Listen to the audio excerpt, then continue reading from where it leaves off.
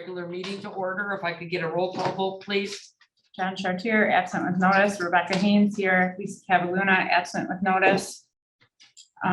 Kim Smith Colaga here. Hillary Stokowski Here. Jeff Zilke. Okay, he's Oh, coming. he's on the way. Diane Salter, Here. Dan Gilbertson, Here. Jan Ziesel. Here. Carly Stone. Here, I'll stand for the pledge of allegiance. I pledge allegiance to the flag of the United States of America and to the republic for which it stands, one nation, under God, indivisible, with liberty and justice for all. Okay, next on our agenda, we are going to make an amendment, and I'm going to need an action item, or a motion, please, to add action item F and the letter of Title 8 for the closed session. Can I get a motion, please? Move the Brandon Board of Education approve to amend the agenda, adding action item letter F, approval of Brandon Education Association contract and. Is that 13? Or 13? Yep, closed session, attorney-client privilege, document as presented. Support. Okay, can I get a roll call vote, please? Rebecca Haynes, yes. Kim Smith Colaga. Yes. Hillary Stokowski. Yes. Diane Salter. Yes. Okay. Next, we have our student, Brandon High School student report. We got 2 new students here today. I got Caleb and Reagan. Is Reagan here too? I'm not sure. Okay, come on up then. You got the whole floor then, Caleb. Welcome. Sorry if I stutter a little bit. I don't know my slides. There you go. Great job, take a breath. Okay, I'm here representing the Brandon Student Council. We're here today just to tell you what we've accomplished in the last 2 months and what we're doing now. Our president currently is Callie Crum, vice president Olivia Hanson, secretary Reagan Steffi, and I'm the treasurer, Caleb Tling. I'm presenting and Reagan is MIA. So. Currently, or sorry, not currently. This October 1st, we had our very successful homecoming. We managed to put on a good dance, spirit week, pep assembly, core performance, parade. Everything went very well. And we sold a lot of tickets. We raised a lot of money for us. Everything went well. Our spirit week, as part of our homecoming, we have our spirit committee pick spirit days for our students to get involved in. There's a ton of participation between all grades. I put a chart up there. Sorry, it's kind of hard to see, but there's a chart up there so that you can see which grades participated in which day. And we've decided this year to keep our data so that we knew which days had more participation than others, so that for next year, next spirit weeks, we can try to grow off that a little bit. Like our grout fit day, that was our most popular this year. What was it? What's it? Grout fit, we call it grout fit. It's Grout. gray outfit day. Great outfit. I love It's very simple, but it works. It's effective. Okay, most recently on October 10th, we had our student council camp where we went to Camp Cope Nakonic. This is something we do every year. We weren't able to the last 2 years because of COVID. But this is like an overnight bonding event. We stay the night, we do tons of fun activities. We did a ropes course this year, that was pretty fun. We do group puzzles, we make s'mores, we do our chair interviews, which is where we just ask a ton of personal questions about each other. It's very fun. And then just 2 days after our camp, our officers, which is the president, vice president, all of us, had our first Flint Metro League meeting. In this meeting, we discussed problems we experienced with other student councils across Flint Metro League, like Clio hosted it this year. Not this year, this month. We just talked about what we can improve on, what they did, what we did. It's very exciting. Now we're on to our new committees. Our new committees this year are going to be Spirit, which is just Spirit Weeks, Halloween, school involvement, our service committee, that's going to be service projects and community involvements. Our charity, raise money for our state charity, which is yet to be announced, I believe. And then we do other projects that involve other charities. I know we do a blood drive, but normally that's not charity. And then our leadership and fundraising committee. We do fundraising for our student council states, which is going to be this March, I believe. And it does cost a lot of money to go because it's overnight in Grand Rapids, but it's still very fun, very exciting, and it's something we do every year. So I'm looking forward to that. Thank you. Very good. Thank you. Appreciate it. Anybody got questions? Oh, you're lucky, Caleb. Usually there's a lot. Thank you. We appreciate it. Okay, next on our agenda, we have the bond update from Brian Smelnack. Come on up. Good evening, everyone. Good evening. So today we have our bond update for the month of October already. We're quickly heading towards the bidding phase of our summer project for 23. So basically, just to refresh, our summer 23 construction projects will be composed of several different items. At Harvey Swanson, we've got the interior remodeling portion, which would be the classroom, flooring, doors, cabinets, furniture, media center remodeling, HVAC upgrades, some roofing. And we completed our staff committee meetings for the furniture and the cabinetry, finishing up some odds and ends with Jessica to get everything all buttoned up so then we can present to the board in November. Last thing to do is just a couple of things with the media center redesign, get that all finalized, but that's going very nicely, and we'll be prepared to present everything to you in November for your feedback. The other projects that will be going into 23 construction is the high school HVAC projects and classroom HVAC, the new restroom now down in the Performing Arts Center, as well as some roof areas, and then the pool, scoreboard and timing system, the mechanical room piping, the large ventilation unit for the dehumidification. We talked about that several times in the past. The roof will be deferred until summer 24 because we're not sure if when we're going to get that dehumidification unit. So we don't want to do the roof replacement until the air is fixed inside. So we're going to push that to summer 24. Parking lot work will happen at the high school, selected areas at the high school area, as well as the reconfiguration of Harvey Swanson.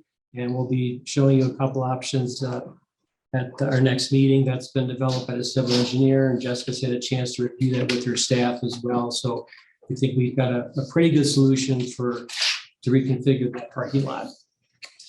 Athletic fields, as we talked before, the high school football field turf replacement, the track surface replacement, tennis court surface replacement, and then the baseball field conversion to the varsity baseball field at the middle school. That'll all be in summer 23 as well.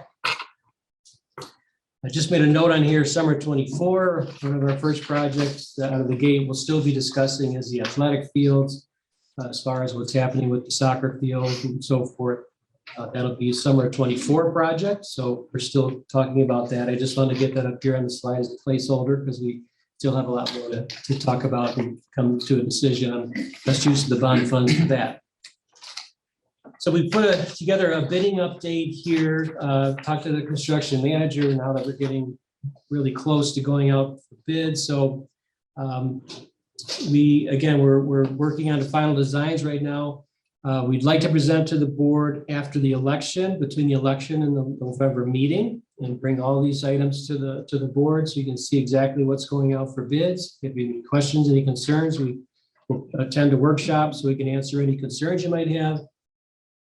I talked with Chris and Jeff at Walgast, and we put together a bidding schedule on the bottom of the slide there, if you can read that. So right now, December 5th, all the projects will go out for bid. It'll be about a $10 million collective package. It'll be separate packages, but altogether it'll be about $10 million worth of work that we're going to try and do next year in summer 23. December 22nd, the bids will come in. During the Christmas holiday, myself and the construction manager will start to evaluate the bids.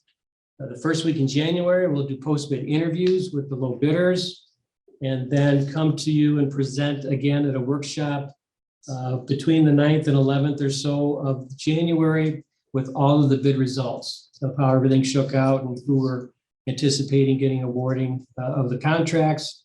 And then on January 16th, will actually be award of the contracts we'll be asking you to take action on. And then we go into construction mode. Any questions? No, but I'm glad you said the dates because this reminder is really good to see all typed out, printed, because I know we've been back and forth trying to figure out, are we behind? Are we, not behind? And this is appreciative because setting up that workshop in November, we're already starting that with the idea that when we know we got board members, hopefully all of them, the new elected ones, we would invite them to also come so they could do catch up. That would be Awesome. great, yeah. Yeah. Yeah, that'd be super, because, November, it's gonna be a little bit of a long meeting, but we've got a lot to discuss. I want to make sure everybody gets a look at what's going out the door. If they have any concerns, questions, we can address it, before we actually go out on the street in December, so. And it sounds like after December 5th, we can all relax for a little bit, correct, for the holidays? And then when you'll come back January with what the report's gonna be. You got it. Yeah, we'll come back in January with the actual award recommendations. So Okay, perfect. we'll be asking you to take action on January 16th to actually award contracts. Yeah. And again, there'll be several bid packages. For example, they'll put the roofing together, they'll put the paving together, and then the interior work together. That's what the construction manager will be doing, so he can get the best response from bidders out there of how they're packaged. Packages are too big, you might have people walk away. If they're too small, you'll let people walk away. So that's really the hard part now. Yeah. Giving him drawings and say, okay, here's what's coming to you. So now he's organizing it of what he sees he can get a good bid response from. And so you'll have several bid packages that'll be coming to you in January. And this puts us on track to have 85% of the Series 1 bond money spent in projects done by March of 2025, correct? This is putting us on Yeah. track for that. Yep. So, because Yeah. that is an important another date. I know it's a Yep. way away, but like you No, say, no, we we- got to get everything Yeah, lined we're up. still on that course. Still on that Absolutely. course. Yeah, Okay, absolutely. great. Anybody else? Question? Chris, at this point? No, you got one more slide. Oh. This is construction. So basically, we know Swanson playgrounds were completed before, and now Oakwood, I think, is all complete. Right, you good? Are you good? And then we got some rains. Is there any public rain? So far, so good. So actually, we're in the paperwork stage now. I've got some things I've got to send over to Jan to actually sign and release the contractors and things of that nature. So it's called the closeout phase. That's what we're in right now for both of those projects, to get them paid, make sure we've got punch lists done and everything before they're actually released. So that's a lot of paperwork stuff we have to do at this stage of the project before we actually release them. I mean, they're still under warranty and so forth, but before we give them final payment, we want to make sure everything is good and everybody's happy before we do that. Okay, great.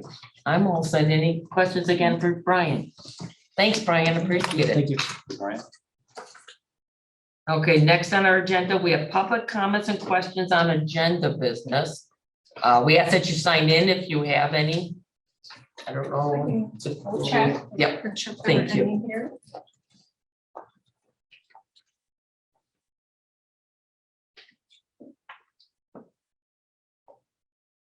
We do not have any here. Okay. Check Online online. here? Yep, well, wait. A second to get over here. We have any online either. No hands. No hands raised. Okay, next on our agenda, we have our superintendent report. Dan Gilbertson, go ahead. Where President Salter, if it's okay, I'm gonna go to the podium because Yeah, it's easier to that's okay. see you guys. Friends of that.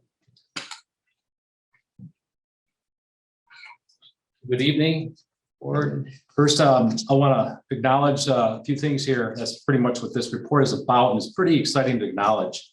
First, I want to start with our Human Resources Department. I want to begin by acknowledging an incredible job that our District Human Resources Department, led by Mrs. Bukowski and Administrative Assistant Marianne Vargo, have done since I have began working with them in July. What I found is dedicated professionals doing a tremendous job. They're attracting great people, conducting interviews, and ultimately, we have hired through their offices approximately 55 total instructional, professional, and support staff from July to October.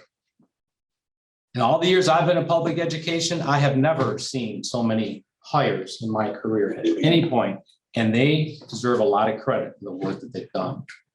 I'd also like to acknowledge the accomplishment of our Human Resources Department when you consider all the onboarding that they have to do. When we have first student bus drivers or any other professionals, there's a lot of paperwork that they have to fulfill. So it's more than just interviewing, calling people back after the interviews are completed, offering them positions. There's a lot that goes into it. So again, they've done a remarkable job in unprecedented times. I also want to acknowledge our district central office administration for their work and our principals who have worked tirelessly in their roles to assist in hiring critically important positions in their buildings and in their departments since the principals returned from vacation this fall. Some more noteworthy accomplishments of our human resources. As I stated at the time, the board supported hiring a new athletic director, new special education director, a behavior interventionist, and also your support to have a combined, or I should say, a divided position between the early childhood supervisor and our special education director position. I thank the board for your commitment to that because that was a huge decision that you supported. And we've got outstanding educators here today doing outstanding work. That's what I've seen so far. And I'm very proud to say that out loud to you as a board. So thank you for your support in hiring these outstanding educators. Also believe it's important to note that the board support, as I just said, with the dividing of those two positions, helped our early childhood instructor, or I should say supervisor, be more effective because she's focused only on early childhood, and special education director focused only on special education, specializing in their work, making it more effective to be able to support our students and our staff. I'd like to switch to safety and security. You as a board have done a great job. Prior to July 2022, this district, I think, was ahead of many districts in regards to how you did safety and security for our students. That's what I saw, that's what I heard. And upon arriving, absolutely that's the case. You guys have done a great job. The board has done a great job. The district's done a great job. We have built on it. Since July 2022, the District Health and Safety Committee team comprised of district and school administration, Premier Security Solutions, Oakland County Sheriff's Department, Brandon Township EMS and Fire Departments, Secure Educational Consultant, mental health professionals, and myself have formed a strong alliance to address both the physical and mental health of all students attending Brandon schools. We got a lot more work to do, but we're on our way. I want to compliment our curriculum and our instruction. Executive Director of Curriculum and Instruction, Carly Stone, and the principals. Since the principals returned in August, it's evident that our building administrators, in conjunction with the leadership from our Director of Curriculum and Instruction, have worked tirelessly to refocus our collective energy on student growth and learning. And you will see that later tonight as evidence in their presentation that they will be providing to you, that I in part shared with you in the board note on Friday. The teaching and the learning presentation tonight will highlight what it looks like coming out of COVID, a renewed commitment to ensure that district professional learning community structure is data-driven with best instructional practices and the next steps to systemically document a tightly aligned curriculum aligned to the Michigan State standards. The work to organize our pacing guides and development of common assessments is now underway, with anticipated progress to be made during this school year. Principals have participated in the latest Charlotte Danielson teacher observation training to sharpen their skills and efficacy in this district teacher evaluation tool. And this will be up to date. Their training will be representing best practices and will support a high-level teaching and learning environment for our students.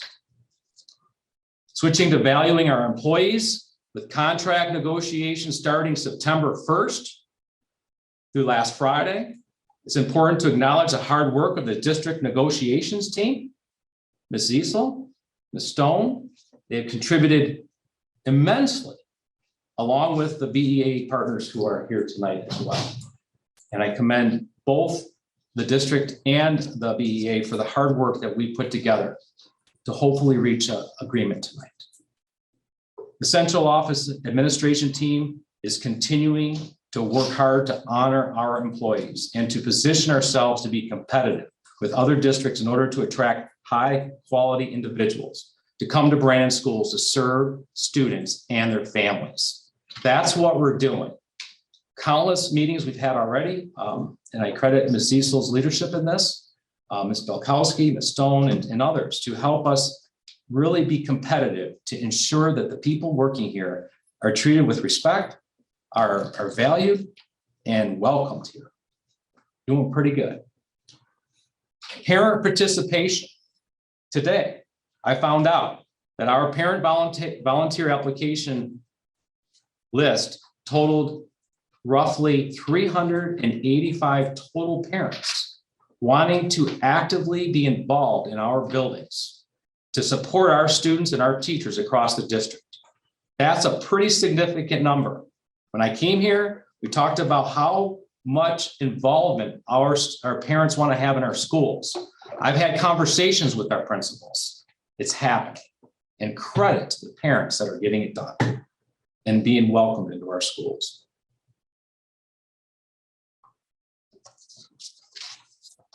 Celebrating students and staff. The greatest celebration besides welcoming our students back to school after Labor Day is a successful spirited homecoming week, culminating on September 30th with a high school prep rally, homecoming parade, and a home football game. Talked to Mr. Stevens about this more than once. Impressive to see our students and how they conduct themselves in our gym together, have an outstanding spirit. As mentioned by others, the parade, outstanding parade, one of the best I've seen, and so well attended and just a remarkable day.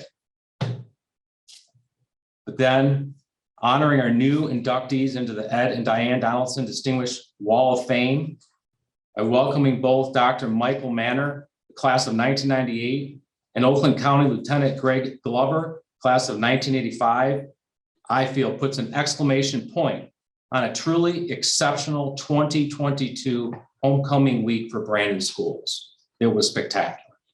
One of the greatest things I've experienced, definitely here, but even in my career. Bond projects. It is evident to me that an incredible amount of planning prior to July 1st, 2022 has been in place among bond committees comprised of board members, staff, coaches, and district and school administration. Our executive director, again, over finance, Ms. Cecil, the previous administration, the board, building principals, maintenance team, Mr. Smilnak, and many others have worked incredibly hard to advance the bond plans and facility improvements toward projects forward on a timely basis. And to date, as we heard, with good results. No one's hydroplaning, I didn't hear that. At Oakland. With the hiring of our new athletic director, a new Harvey Swanson elementary principal, a new superintendent, learning the upcoming bond projects has taken some time. But the hard work of the key stakeholders, particularly related to the 2023 Harvey Swanson project recommendations, as we're hearing, are on schedule to be reviewed by the board the week of November 14th. Board President Salter, I commend you for your role in this as well, because you've helped push this forward. So last non-homestead millage renewal vote is November 8th. It's also known as the operating tax levy. I'd like to share a few notes on that.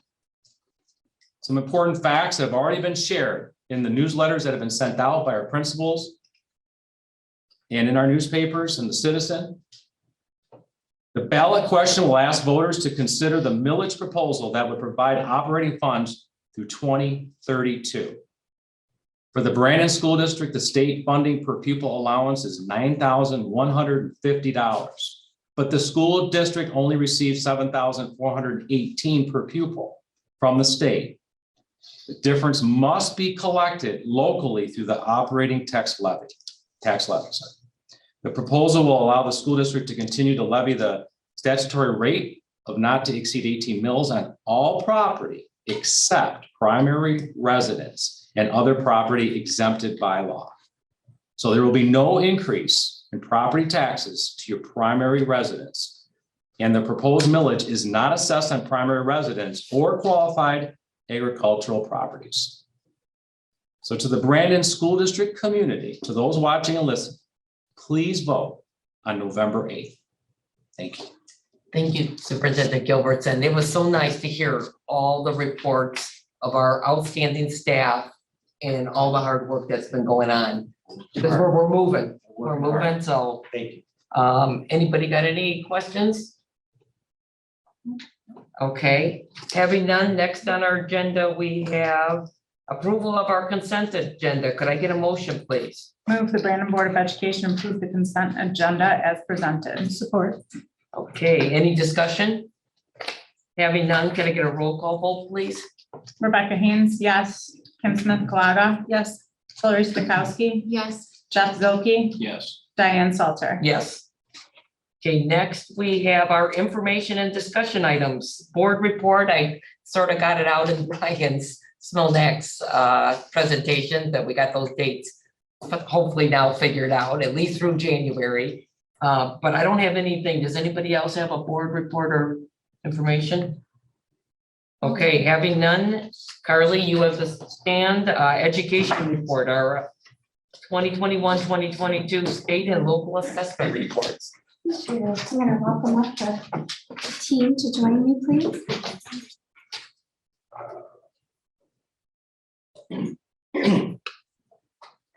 Good evening, it's kind of strange with people here, so I'm just gonna stand here, that's okay. Hopefully that works. For those of you that don't know me, I'm Carly Stone, the Executive Director of Curriculum and Instruction for the Brandon School District. And all of us here, the Brandon administrative team, are very excited to share with you our learnings out of our 2021-2022 state assessment and local data review for the school year. This evening, each of us will be sharing relative to our own buildings or roles our 2022 state assessment achievement results, which includes MSTEP and College Board. We will also be sharing our local growth data, which comes to us through NWEA. We will also, each of us, be sharing points of pride that we found within the data that has been collected and put together. And then lastly, we'll be sharing areas of growth and the plans that we have for action to address those areas. So with that said, I'd like to pass the baton to Vice. Thank you for getting us started. Awesome. So thank you, everybody. Once again, for those people that don't know me, I'm Dan Stevens. I'm the principal at the high school. And I know during COVID, we were all wondering what was that going to mean for us in education? And no one really knew, really. And now that we're starting to get the results, I'm really excited to actually share them with the board because it confirmed, at least at the high school level, that the decision that you guys made to stay in school and not go online was a great one for our kids when it comes to their education. So I want to point out some of those reasons as to why. When you look at the data, and this data, it's going to be hard to see from where you're sitting, but I can point out some highlights. So the long story short is, I'm She'll sorry. have copies as well. Okay. But for a long story short, also for our audience, is that what you're looking at here is PSAT 9, which is the College Board, PSAT 10, which is the College Board, SAT for 11th graders, and then MSTEP for also our 11th graders. I'm glad to report that every one of those bar graphs that you see up there, except in one area, we're at or above the state averages in everything that we did. And so that is awesome. I want to make a special shout out to our 11th grade for our 11th grade science, 17 percentage points above the state average. That's amazing. That's awesome. There's only one area, like I said, that we're down, and it's only by 4%. That can easily be made up. So we're excited that our data is coming back and showing some that what our staff and what our teachers are doing is really working.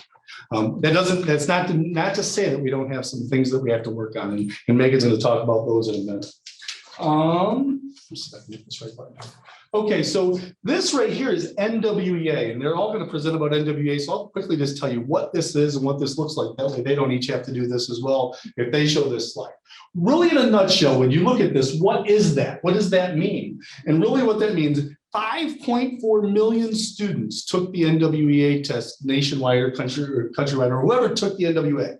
That's down. Usually it's about 8 million, but because of COVID, only about 5.4 million took it this year. That's still a lot.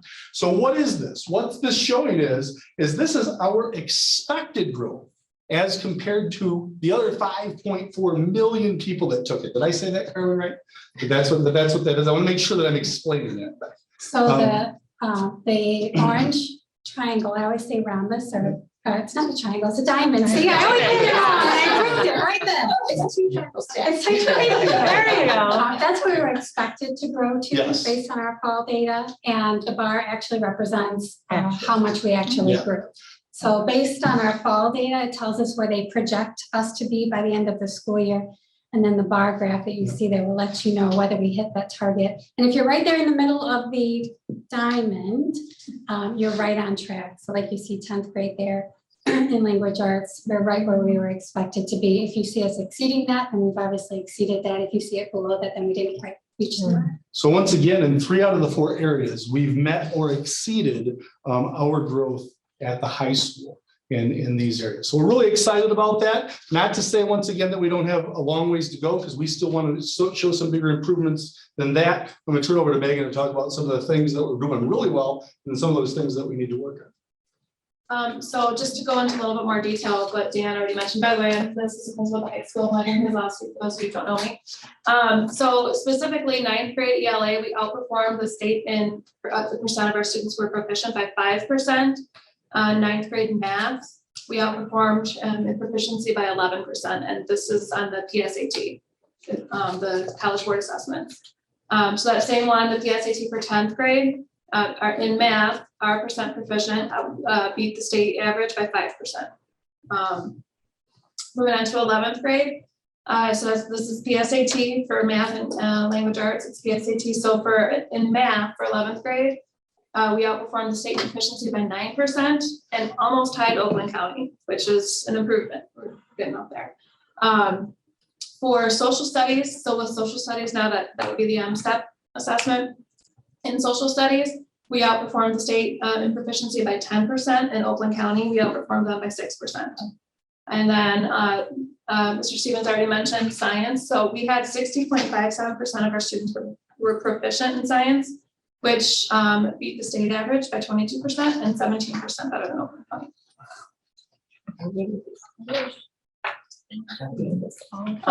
And we already touched on some of these points too. So this is kind of switching gears to that projected student growth with our NWA, our local assessments. So for language arts, so 9th to 10th graders take the NWA for math and language arts. For language arts, our 9th grade, the observed student growth surpassed that projected student growth.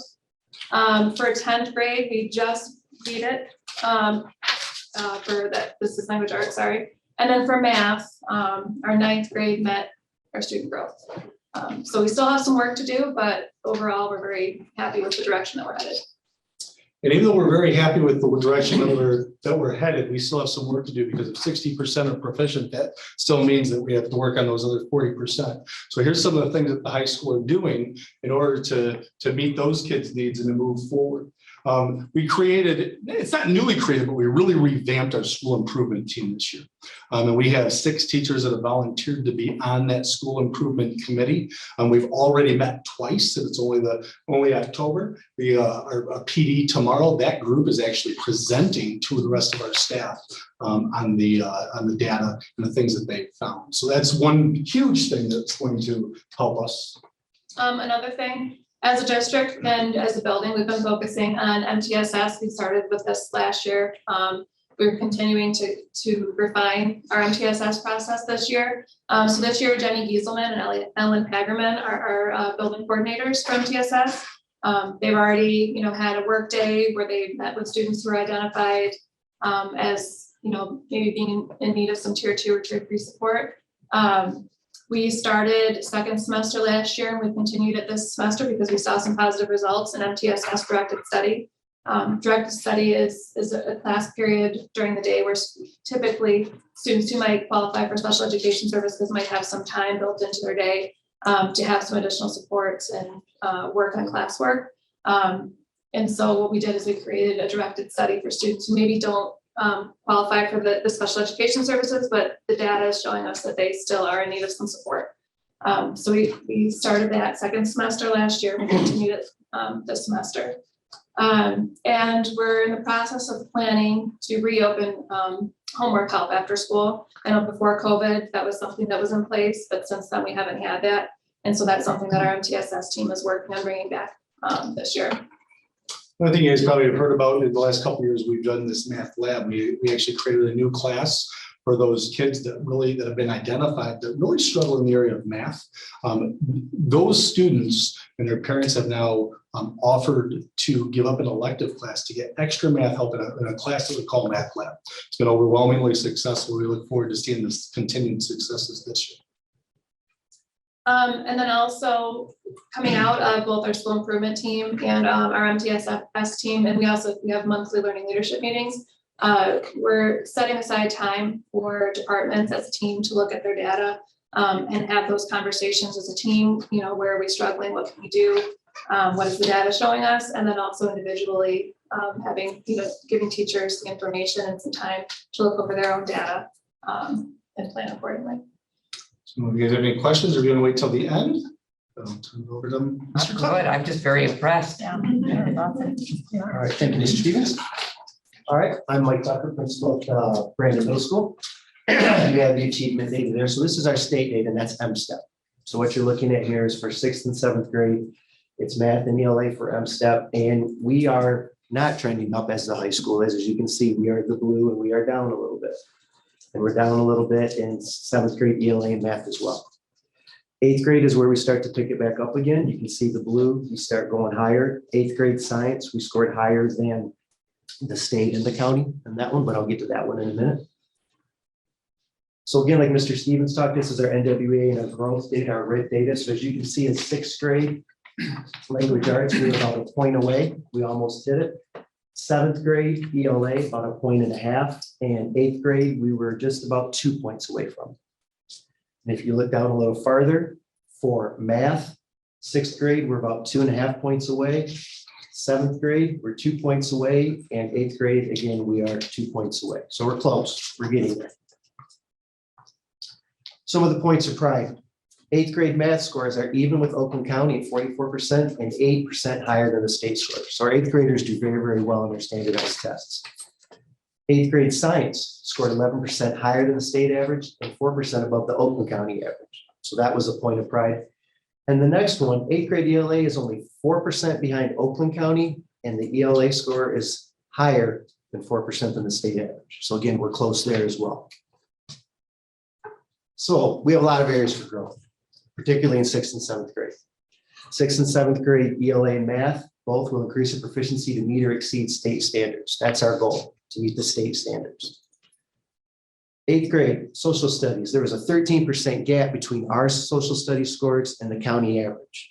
So we need to address that. We need to dig into that and go, why the 13%? Why that gap? Are we not measuring what's on there? Is it the writing section? We'll figure that out. And the action plan underneath. We have ELA and math intervention labs brand new this year. We have 100 students taking ELA and 100 students taking math lab. And it's similar to what they have at the high school. The students lose an elective and go into either Mrs. Anderson's ELA lab or Mrs. Kelly's math lab. And it's a totally different atmosphere in there. It's not a second math class. It's more like a lab to brush up on their skills, their division skills, their multiplication skills. I've been in each of the math and ELA labs several times, and it is great work that's going on there. Individual student work. It's not a class of 30.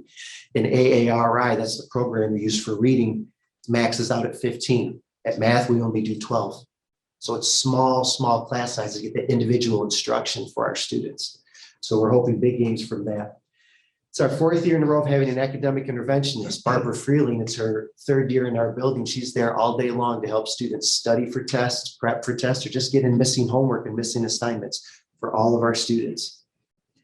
Free after school help 4 days a week. Tuesday, Wednesday, Thursday, and Friday, we have homework club with either Mrs. Medaki or we have Mrs. Freeling, our academic interventionist, does free tutoring. There's no sign up, you just have to show up. So 4 days a week, we have after school help for our kids. As Mr. Stevens mentioned before, we have a refined MTSS process. We had 2 people taking that on this year in our building, Amanda Miller and Janine Marthin.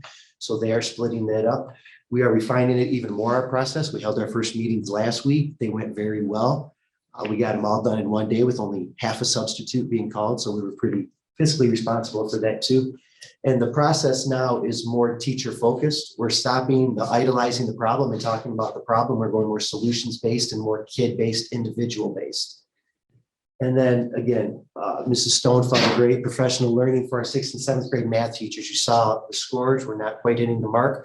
We're getting some retraining for them and some other professional learning throughout the year.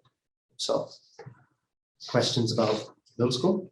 I don't have any. Thanks, Mike, for seeing, some work, but it looks like you're on track. We'll get there. We'll get there. I'm Jessica Hubble, principal of Harvey Swanson Elementary. Harvey Swanson has a lot of really great things to celebrate. You will see this is our state data, our MSTEP data. So it starts in 3rd grade in elementary. And then when we get to 5th grade, you'll see social studies and science added on.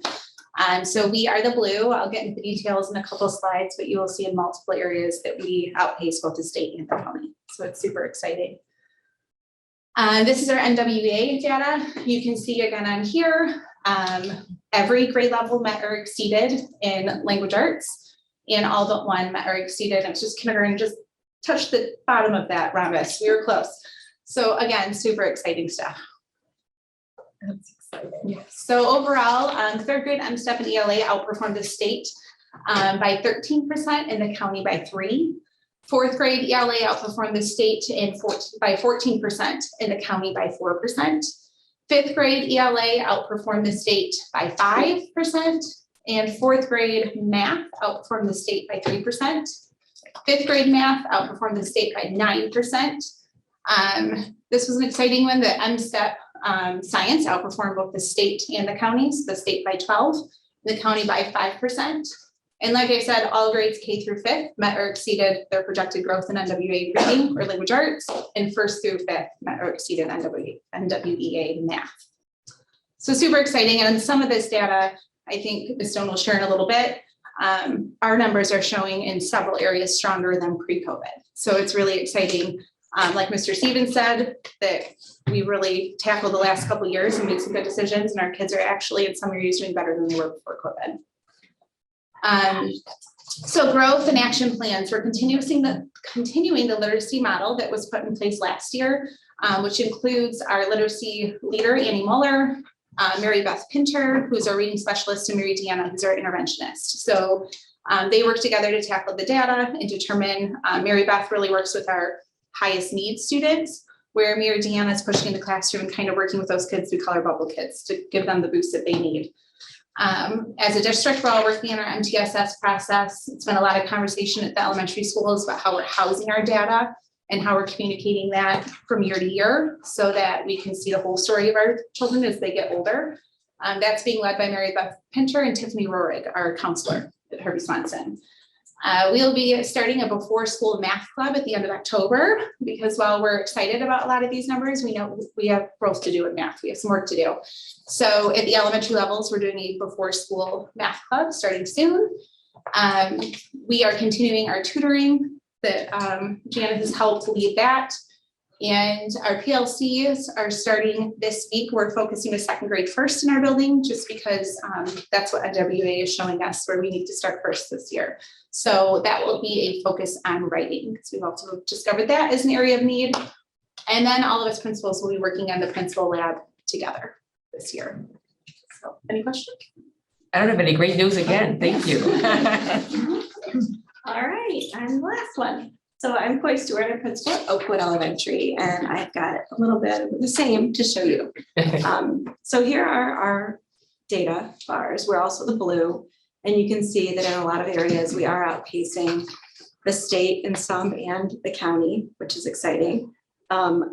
We also continue the trend of outpacing the state and the county in science, which is unusual because I believe our science used to look a lot like our social studies. So that seems to be a trend across the whole district, which is really something I've noticed as I've watched my colleagues present.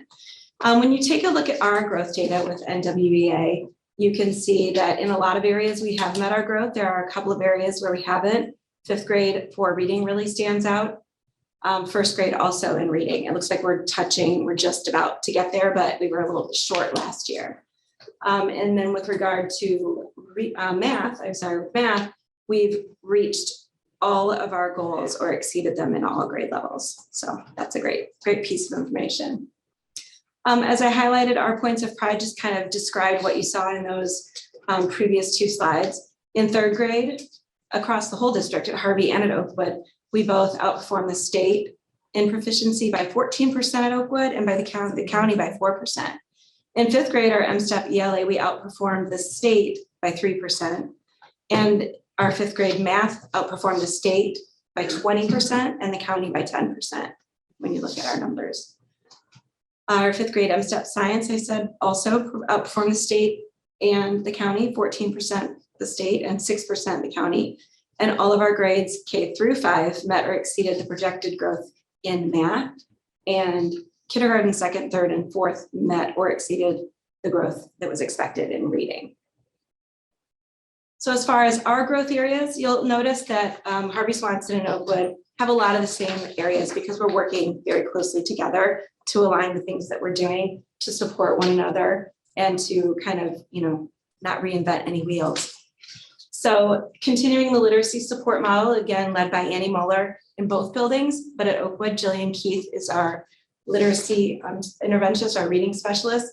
And then we just added on today, Jillian Bessia, who comes to us from Goodrich. She's been a classroom teacher for 16 years, but has a heart for working with small intervention groups. So we're going to keep her really busy doing that. She's also reading recovery trained, so she comes with a really great skill set to add to what we're going to be doing. So the three of them will be working together to look at the data and determine what our best approach will be to address some of the shortcomings that we have.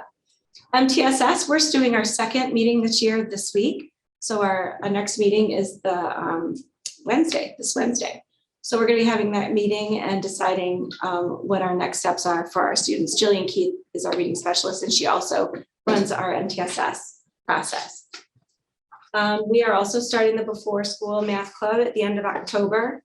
That's a new thing for us that we're excited to see how that impacts our math scores across the board. We are also doing the Brandon Community Education Tutoring beginning at the end of this month. And then our grade level professional learning communities are going to start with fourth grade. And if you look at your data that's in front of you, you can see kind of why we started in that area.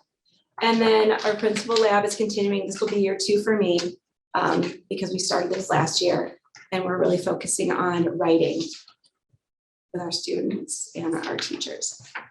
That's all I got. Thank you, Chloe. Great job. Okay, so I'm gonna wrap it up if you guys don't mind.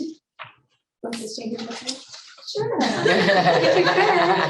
You did help with all this. Yes. But we have some amazing teachers in the district, can you tell? Yeah. Yeah. And the huge credit needs to go to them. When you look at this really crazy fancy chart, the only thing I really want you to pay attention to is the circles and the diamonds on the bottom of the chart. Because each of those identify an area where we either outcompeted the state and the county or only the state. So circles are state and county, and the diamonds are state. So that feels really good to take a look at that chart. That's basically just a compilation of all of the charts you saw earlier. Just a quick note, the Oakland County data for 9th and 10th grade PSAT results has not yet been released or put together. I spoke to Stephen Smith from Oakland Schools. I've been told it will be released later this week. So that's why you see some holes there. We do not have access to that at this time, but we're anticipating that we're doing pretty good. Yeah. So that feels good. One thing that we hear a lot of people are talking about, how has COVID impacted teaching and learning? And so what I did do, I pulled the data from our last MSTEP cycle or College Board cycle prior to the pandemic, which is actually the 18-19 school year, which seems like it was forever ago. And you can see that we fall along the national trend in noticing that math is an area where people lose more ground than ELA, but we are really excited to share that we've actually outperformed our pre-pandemic scores in 4 areas. And so not everybody can say that. I've been sitting in county meetings even this past Friday, and it felt really good to be proud to be a part of Brandon, to celebrate that success with those around us. The other thing I just wanted to show is when it comes to growth data, when you're looking at the 50th percentile, that's the average showing that your building is growing at an average rate. You can see when we compare last year's growth to the year prior to COVID, that we are, in some places we're exceeding, and in some places we have a little bit of catching up to do. So wanted to share that as a comparison as well. And then lastly, this is something I'm really proud to share. This was a part of our 98B report last year, and this is actually collected through My School Data. They take our NWEA data and they take a look at what percent of your students are considered significantly behind grade level. And they take a comparison from the fall to the spring. And if you notice, we have double digits in the fall, and significantly behind grade level means more than a year behind. And so you can notice from our fall to spring transition there, some pretty significant gaps were closed, particularly in first, second, and kindergarten first, second, which is really exciting. Then you got to see our achievement results in grades 3, 4, and 5. So we're feeling like the work that we've been doing over these past 2 years, particularly last year, we really feel has had a great impact on student achievement. So as you can see, we've outperformed in many areas. Just for the record, we have not outperformed the county in any areas in 18-19. So it feels pretty good to say that today. Yeah, so that feels really good. And we've outperformed, like I mentioned, some 2019 scores in our own district compared to ourselves. The number of students considered significantly behind to no longer significantly behind has been a huge transition. There's definitely a strong correlation, as as all national research is saying, that being in person has made a difference through this whole process. So a big shout out to the board for supporting that work. A huge shout out to our teachers for supporting that and being the boots on the ground and making that work happen. And again, we're not perfect. We've got work to do, and we know that. So data in grades 6 and 7 doesn't fit our district norm, but it is actually part of the national norm, just so you're aware as well, and the county norm. Our dip is just a little more than others. So that's definitely an area of focus for us. And like I said earlier, for the most part, we've seen the greatest loss in achievement in the area of mathematics, which again follows the national norm coming out of COVID. So a couple other things district-wide, we will be measuring NWEA 3 times a year. Past few years, we've only been doing that twice. We want to do it again in winter, see the dipstick and see is what we're doing making a difference. And if it doesn't, what adjustments do we need to be making? All buildings are having individual data meetings with our teachers to study our data, to study our students. This is not about the teacher, this is about our kids. What are we noticing about our kids? What curriculum implications might that have? What interventions may that have? May we need to be thoughtful to as a result of this data.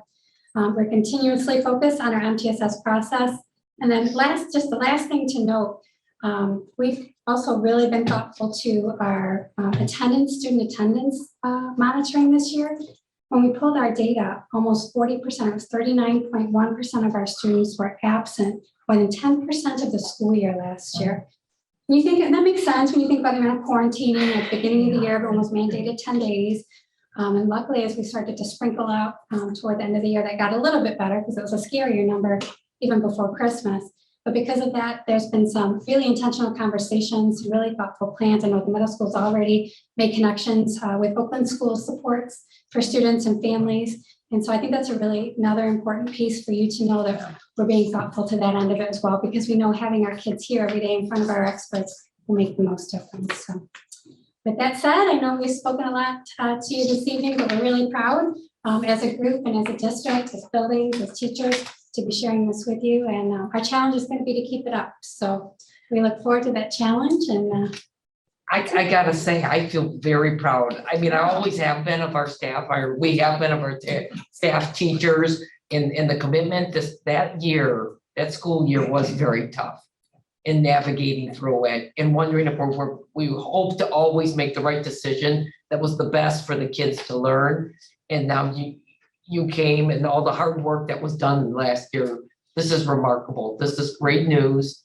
And just very appreciative to every staff member, every teacher, our administrators, because you guys were navigating through lots of other things I call the words off duty, but really thank you to everybody and to every parent that got their kid to come into school and brought them back.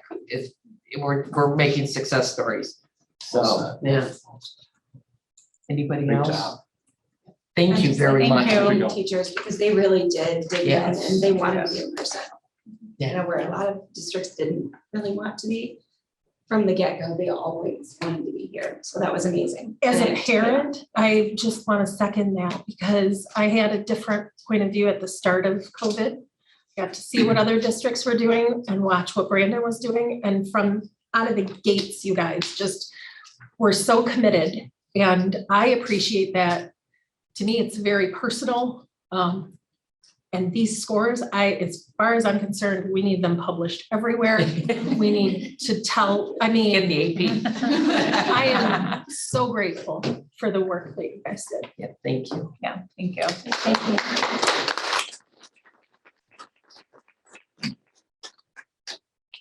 Thank you, Carly. Appreciate it. Next on our agenda, we have a finance report with Jan Cecil, and they're gonna come up and tell us we can afford this for years and years and years, right? Right, well, yeah. And Jan, go ahead, introduce who's coming up to the podium. Yeah, this is Paul. Paul Bryant is our partner from Plant Moran. He's been with the district for as long as I've been here, 10 years. And Chris Kassab is our site manager. Is that the official? Senior manager. called? Senior manager. Senior manager, okay, well, he's on the site with us. Yeah, but, that's it, And yes. then Lauren Solano is, she's with us daily for weeks, and she kind of does the day-to-day auditing. She does the work. So, thanks, guys. Well, thank you. I'm gonna go ahead and get started. So board, superintendent, members of the audience, thank you so much for having us here. One, you got me excited about hearing about your test scores and everything. Yeah. Seems like these numbers are small compared to all the great things. You got a gold mine going here. And as you will see with your numbers as well, that'll back that up going forward. So what we want to do again is give you the information for the year ending June 30, 2022. Please, as we go through, as always, if you have any questions, please stop us to ask questions as we go through. So what I'm going to do is I'm going to turn it over to Chris. And again, if you have any questions, please stop us as we go. So I believe you have the audit reports with you, but as part of our audit, we do a single audit, which is an audit of the federal programs that the district receives. And so for this year, we audited two major federal programs. One is the Education Stabilization Fund, which you guys probably commonly refer to as ESSER. And then we also looked at the Child Nutrition Fund, which is the food service funding that comes from the federal government. Happy to report no findings with either of those on the single audit side. We also issue a basic financial statement audit report, which includes an audit of the funds. You're most familiar with the general fund, which is what we'll talk about here today. But the district does have a number of other funds to manage different pots of money, like the capital projects fund, food service fund, student activities, and things of that nature. With the single audit, the one tricky thing about single audit is all federal dollars and it's compliant. So either you get it right or you get it wrong. There's not a lot of wiggle room regarding making sure you spend the money that you receive appropriately in the right spots, the right approval, and we report it out through our single audit. So to have a district that receives no findings with all the ESSER money and the other dollars you receive, you really have to give a good pat on the back to your accounting department, as well as others that provided the information to us, because that is not usual to have no findings with a lot of the dollars that you receive at all through the district. So our presentation will focus on really the general fund revenue and expenses, and we'll talk a little bit about the COVID funding that the district received as well this year. So this slide here breaks out the general fund revenue by source. And so you'll see in total for the year, the general fund had revenue of $28.4 million compared to last year's of $26 million. So an increase of about $2.5 million. And we'll talk about some of the changes from last year. So starting at the top, federal funding came in just shy of $3 million, which was about $1 million increase from last year. And really the big driver of that increase is a lot of this COVID federal funding that all districts received, including Brandon, mainly ESSER money. Included in there in a previous year was also some of the coronavirus relief funds that the district would have received as well.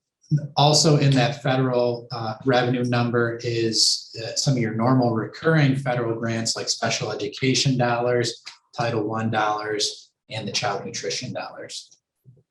Included in the local revenue, that was just shy of $3 million, on par and consistent with prior year as well. That's mainly property tax dollars that the district collects. State revenue came in at 21.1 million, an increase of about 1.3 million from last year. So what's included in there is primarily the foundation allowance, which is the per pupil amount that the district gets. That's how all districts are funded on a per student basis. And we'll talk about the trends in that in a couple slides. Also included in there is some other state categoricals that Brandon, along with other districts, get, like GSRP money and other state categoricals. One thing to note in that state revenue line is, and I've got a footnote here at the bottom, it's referred to as UAL retirement dollars. And so included in that 21 million was about $1.9 million that the district got from the state. And that's really to help fund the retirement system. So those are dollars that came in and went right back out. So it came in as revenue and went right back out as an expense of 1.8. So no change or impact to fund balance, no ability to make any decisions with those dollars, just sort of a funding mechanism to get money into the retirement system. But we do want to call that out because that does account for about $300,000 of the increase in state funding from last year. And all districts get a similar funding source for that retirement system as well. And then lastly, interdistrict source revenue, that's mainly PA18 money that comes from Oakland schools. This looks at general fund expenditures by function. So in total for the year, general fund spent just shy of $28 million, which was an increase of about $2 million from last year. Instructional related expenditures accounts for the biggest portion of that. We'll break that down in a couple slides in terms of what's included in there. It's mainly teacher salaries and things that benefit the classroom. Support service expenditures. That would be things like counselors, administrators, support maintenance staff, contracted services. That was up about $750,000 from last year. And then below you've got athletics, and then below that is debt service and capital outlay. So that includes principal and interest payments, capital outlay expenditures for fixed assets and other improvements to the district and its buildings. You know, before we leave this, I wanted to point out, looking at this athletics and community service, I didn't want anyone to have a heart attack that you're spending $824,000 on athletics, a big increase. So that's community service programs as well as athletics. Your athletics spending only went up about $23,000 over the prior year. So yes, didn't want anyone to think, oh my God, look at everything we're spending on athletics. That's two different things combined together, but overall athletics only went up about $23,000. This next slide looks at the final amended budget for June 30, 2022 compared to actual results. Again, looking at revenue and expenditures. So that bar off to the left represents the June 2022, the final amended budget that the board adopted. And you'll see compared to actual expenditures, actual revenue and actual expenditures were below budget. And this was sort of intentional with the way you guys budget is when you do have federal funding and different program dollars that come in, you're awarded an allocation. I think that does get, the full allocation gets budgeted, but if you don't spend those dollars by June 30th, then that actual revenue and expense would not be showing in this amount. So again, had you spent those dollars before June 30th, both revenue and expenses would be up and a little bit closer to that budget. Those are dollars that just get pushed to the next fiscal year. But in total, looking at revenue and expense, you're about 2% off of your budget. So really in the grand scheme of things, while the budget looks like it's off about $500,000 on a percentage basis, 2% is actually really good. And the way things are budgeted for is any operating surplus within the general fund is transferred out to other funds to pay for the installment purchase agreement and the energy bond principal and interest. So that is intentional, sort of operate at an even mark for the year. So you can see actual results came in slightly favorable with an increase to fund balance of $75,000. And so your total fund balance at the end of fiscal year 2022 was about 4.2 million. And we'll show in a few slides the breakout of that fund balance as well. So before we leave here, I want everyone, that third line from the bottom, where it shows your net change in fund balance. One thing this district does extremely well is budget. So if you're looking at, and the state looks at this as well. So if you look at that column that says final budget, when you approved your final budget, you basically approved it to break even. But you actually were done after, when we looked at it audit wise, you added $75,000 to your bottom line. So think about it in your own home. You, on a month to month, you hope you budget to break even based upon what's coming in, but you actually were able to add to your bottom line regarding that. And the state does look at this when it's looking at your revenue and how you're budgeting to make sure you're not doing these huge swings overall. But again, this district does a very good job in this budgeting. And you can see that as you look at where you're in that last column, you're actually under budget in a lot in your expenses. Your revenue is under budget, but a lot of that tends to be timing sometimes when you're recognizing your revenue. But overall, again, you're able to add to your bottom line. This is a slide we added last year and really one that we're presenting at all of our districts. And it's really just to capture the impact of all this one-time COVID federal funding. And so you'll notice at the top, total awarded amounts of about 4.1 million. This represents the total awards that the district is expecting to receive for all this different COVID funding. And so those big pots are the coronavirus relief fund, and then all these different ESSER dollars that you have received. And so total awarded 4.1 through June 30, 2022, the district spent about $2.2 million of that. So you see at the top, coronavirus relief fund, 1.2 million, that was all spent. Nothing left to go there. Same with GEAR, which is a portion of this ESSER pot of money. ESSER 2 was also fully spent at $862,000.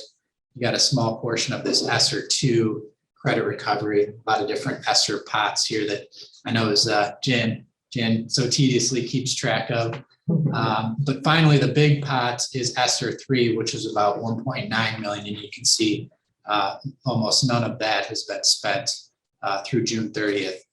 And one thing to note on ESSER 3 is these dollars all have a window that they required the money to be spent by. And so for ESSER 3, that money is required to be spent by September 30th of next year. So you have about a year left to spend that $2 million. And again, just to know, this is all one-time funding. So once this ESSER 3 money is done, no additional COVID relief dollars are to be received.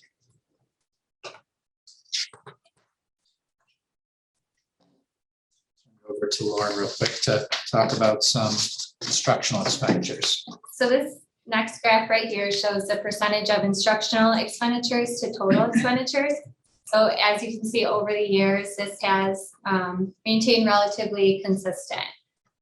So what's included in these expenditures are teachers' salary and wages, substitute teachers, classroom supplies and textbooks, and also classroom equipment and furniture. So as you can see, given any budgeting challenges over the year, this has remained consistent with a good amount of expenditures going to instruction within the classroom. And if you wanted to translate that to, okay, tell us exactly what is happening.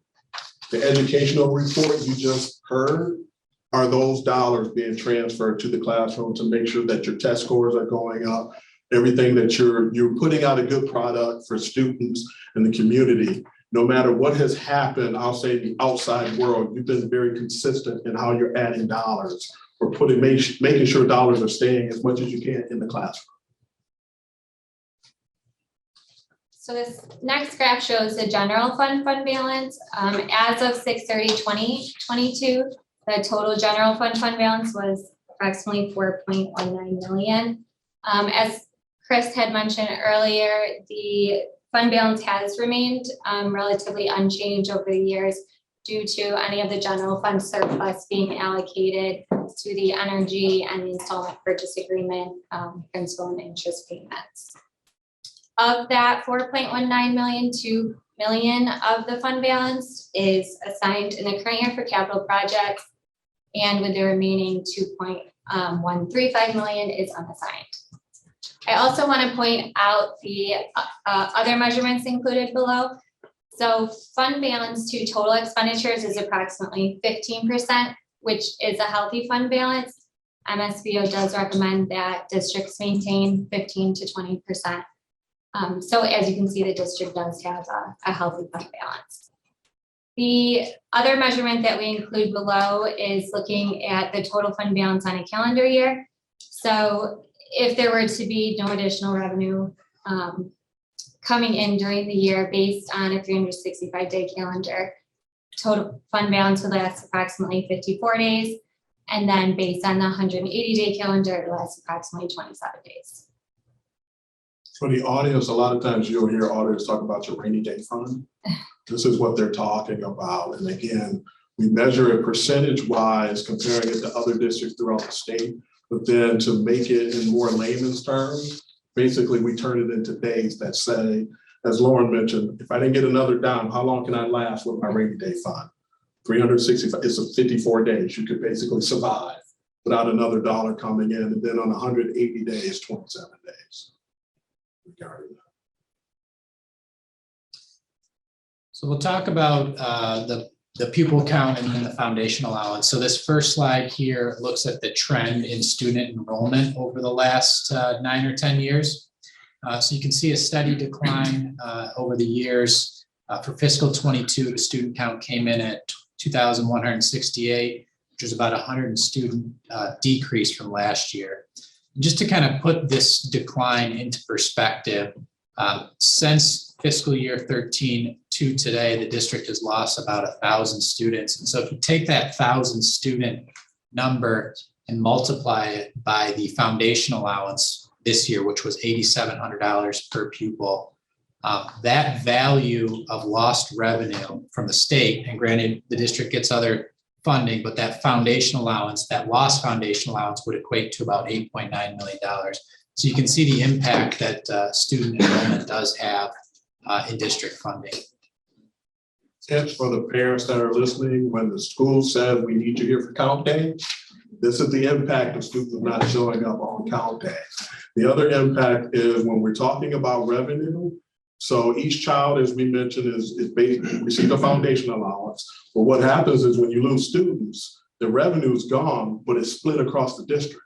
So you still have a classroom, you lose 2 kids out of 1 classroom with that revenue, but you still have the classroom, the teacher, the overhead, everything. So the expenses don't equate 1-to-1 with the revenue that you actually lose because it's spread throughout the district regarding that. So when student count drops, it is a huge impact on the district.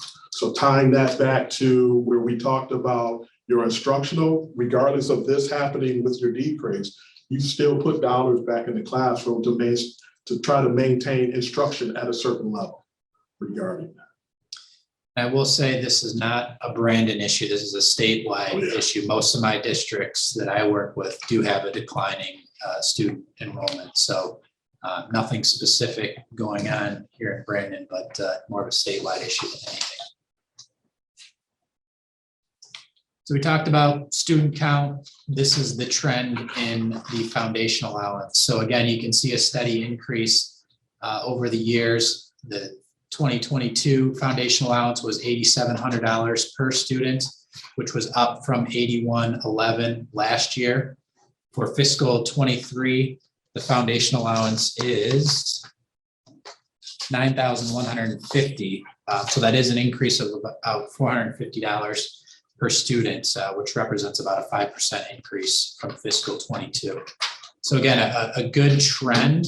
However, if you were to overlay this with the trend in inflation, foundation allowance does not keep up with inflation. So while your costs have been going up from an inflationary standpoint, state revenue on a foundation allowance basis has not kept up with that. So if we did an overlay tracking foundation allowance from 10 years ago with inflation, you would see inflation with some hockey stick like growth with the foundation allowance just kind of steadily ticking upwards. Just to kind of put it again in perspective, comparing fiscal year 22's foundation allowance with fiscal 13, so over 9 years ago, it's about a 24% increase in just the foundation allowance. I have a question about foundation. Can I ask Yeah, that go question? ahead, yep. Is there any reason to be concerned that it would go backwards, like that it would go down? Not at this point. I think the state is very strong in their state aid fund. I think they're anticipating a very healthy state aid funding for the next couple of years. But I think there are recession fears, so anything can happen. But as of now, it's looking okay. And there have been years where it either was frozen or it was what we call gift backs. There were on a per pupil basis some adjustments that were given. Yeah, I think we experienced that in 2011 and 12, so it's kind of what I was curious about. So at least right now, knock on wood somewhere, the foundation is solid. That is Again, always- it comes back to how this district budgets and looking out, I'll say, into the future based upon questions like what you have. And instead of kicking the can down the road, making those tough decisions now from a budget perspective and trying to foreshadow if anything is going to happen. That's all we had for you. Happy to answer any questions that you guys have. I don't have any questions. Anybody? Well, I commend our business department, Jan and your team, great work and really been through this before. This is a very solid report, what I've seen in the past and kudos to your department. Great work. Thank you very much. Yeah, to kudos Jan to and the Jan whole and- team. Kudos, we almost now like seeing you guys come. Oh, I appreciate that. Yeah. You told me hello when I walked in. I know, I did, and I should have known Chris. Lauren, I don't know you yet, but I should have known Chris because you've been here a couple times. Yes. Yes, but again, thank you very much for having me. Yep, thank you. It's good to see you in person. Yes, yes. Thanks for Oh, having that's us. right, it was obvious. Yeah, take care. Jan, anything else you want to add? That's it. Yeah, 6 more months and we start again. All right. Okay, next, we're gonna go to our action items. Could I get a motion for the approval of the Plant Moran proposal to assist the district with the bond technology design services? Move the Brandon Board of Education approve the Plant Moran assist the district with bond technology design services as presented. Second. Okay, what's this? Somebody want to give a quick, Yeah, I can quickly, the technology committee, we, I think with the transition from Tom Janchesky to Tom Bizak and then summer, it was a bit stalled. So I asked Thomas, I said, maybe we need a consultant. Well, lo and behold, he made a couple phone calls and Plant Moran has a technology consulting for the bond projects. And so we met with them and it was a wonderful meeting and actually, we knew it was the right direction and we had our first Zoom meeting today, which went really, really well. So it looks like we may be back on track to do all the classroom installation next summer, okay, which we weren't sure if we were gonna make that, so. got that, it's- Brian? Yeah, Brian's actually talked to them. Yeah. They called the architect and so we were really excited about that. We're back on track and they're giving us some really good advice. Any questions for Jan or Dan on this? Okay, having none, could I have a roll call vote, please? Rebecca Haynes, yes. Kim Smith Colaga, Yes. Hillary Stokowski, Yes. Jeff Zielke, Yes. Diane Salter. Yes. Next, could I get a motion on the approval of the fiscal year 2022 audited financial statement? Move the Brandon Board of Education approve the fiscal year 2022 audited financial statements. Support. Okay, I don't think we need discussion on that. Could I get a roll call vote, please? Diane Salter, Yes. Jeff Zielke, Yes. Hillary Stokowski, Yes. Kim Smith Colaga, Yes. Rebecca Haynes, yes. Okay, next, could I get a motion for the approval of technical corrections to the board policy resolution? Move the Brandon Board of Education approve the technical corrections to board policies as presented. Second. Okay, any discussion on that? Okay. Common typical corrections that we have to make to update our people to the right spots. Okay, got it. Could I get a roll call vote, please? Kim Smith Colaga, Yes. Hillary Stokowski, Yes. Jeff Zielke, Yes. Rebecca Haynes, yes. Diane Salter. Yes. Could I get a motion for the approval of the human resource report? Move the Brandon Board of Education approve the human resource report as presented. Support. Any discussion? Having none, could I get a roll call vote, please? Rebecca Haynes, yes. Kim Smith Colaga, Yes. Hillary Stokowski, Yes. Jeff Zilke, Yes. Diane Salter. Yes. Okay, can I get a motion on whether to turf a second athletic field or not at this current moment? And you get to pick one or the other. There's an or there, so. Okay. Move the Brandon Board of Education approve that bond money is reallocated from a second turf field to another bond authorized purpose that shall be later determined by the board. Do I have a second? No second?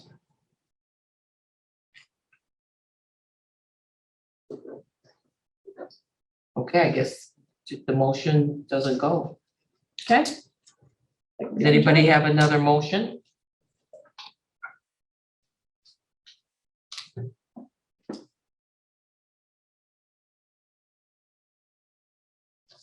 Is there a decision this board wants to make on this or not? I'm seeing silence.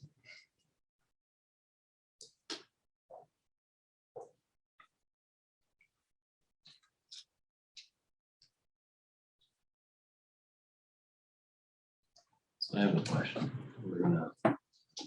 The motion is to hold off until a second bond for the field. I'm sorry, go ahead. I didn't hear you.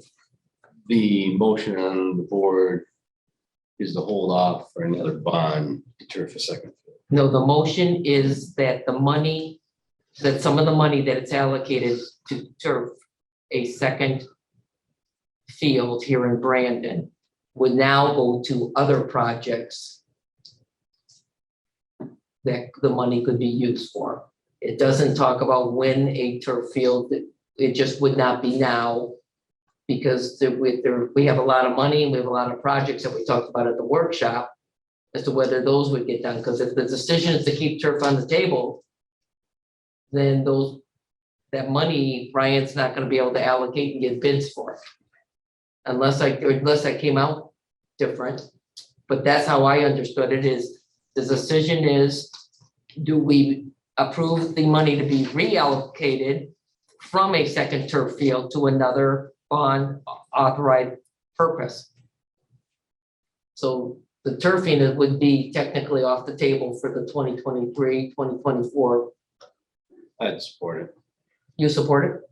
So you second Kim's motion? Yes. Okay. I got a second. Is there any discussion? Did that come out? I just want to make sure there was clarity in this. Yeah, that was necessary, so. So thank you, Jeff. I'm sorry, I wasn't sure. So this is taking the money that could be for another turf field now or other projects. Yeah. Moving it to other line items on the plan that has already been communicated to the community. I'd support it. And we stay with improvements to that soccer field still. That Yes, stays. That's absolutely. not disappearing. I want to get some clarity in that. That's not Absolutely. disappearing.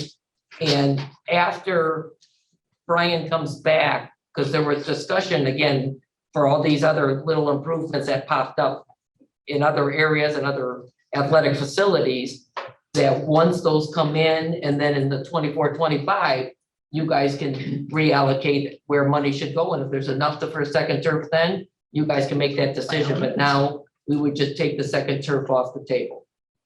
Okay. Okay, any other discussion, questions, or anybody unclear? Okay, can I get a roll call vote, please? Kim Smith Colaga, Yes. Hillary Stokowski, Yes. Jeff Zilke, Yes. Rebecca Haynes, yes. Diane Salter. Yes. Okay, Brian, I think we got clarity, right? Okay, thank you. Okay, next, approval of the Brandon Education Association BEA contract. Could I get a motion, please? Move the Brandon Board of Education approve the Brandon Education Association BEA contract as presented. Support. Okay. And I just, again, as I said in my superintendent's report, I commend the Cecil and the Stone and the BEA for their work. We had many sessions together, but I feel like It's a great, nice way to honor them for the hard work they're doing. As you saw with the academic growth and achievement, I think they are a big reason for that success, including the building administration as well. So very excited about getting to this point. We got more work to do, but beyond this BEA contract, great step in the right direction. Thank you. Any other discussion? Could I get a roll call vote, please? Rebecca Haynes, yes. Kim Smith Colaga, Yes. Hillary Stokowski, Yes. Jeff Zielke, Yes. Diane Salter. Yes. In fact, Shelby, I'm thinking Brandon teachers improved test scores. She's writing it down. I'm just kidding, no. Okay, next on our agenda, we have citizens input. Maria, I'll let you check.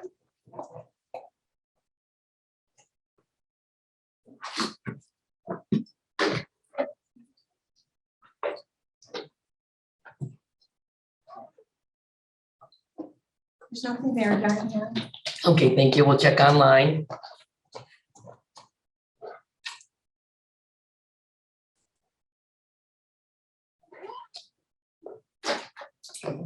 No hands? No hands. Okay, having no input, could I get a motion to go into closed session for attorney-client privilege document? The Brandon Board of Education approved to convene in a closed session for the purpose of attorney-client privilege document, section 8H of OMA. Support. Okay, any discussion? Okay, could I get a roll call vote, please? Rebecca Haynes, yes.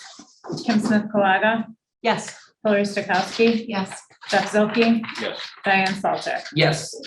Okay, I've got, why don't we do like at 8 o'clock, 4 minutes?